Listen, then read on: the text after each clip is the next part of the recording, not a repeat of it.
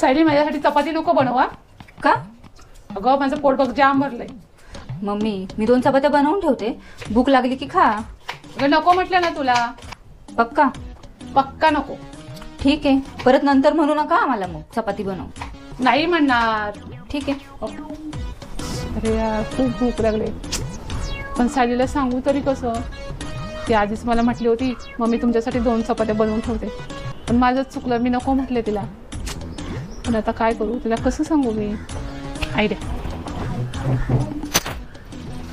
सायली. काय मम्मी? अगं मला ना तुला काहीतरी सांगायचंय बघ, जे अजूनपर्यंत ना मी तुला कधीच नाही सांगितलं. अच्छा सांगा. अगं बघ मी ना हॉटेलमध्ये ना किती पण वेळा खाल्लं ना तरी तुझ्या हाताला जी चव आहे ना ती हॉटेलमध्ये येतच नाही. अगं खरंच तू ना खूप छान जेवण बनवतेस बघ, मला तुझ्या हातचं जेवण खूप आवडतं. अगं थँक्यू मम्मी, तरी पण मी चपाती नाही बनवणार.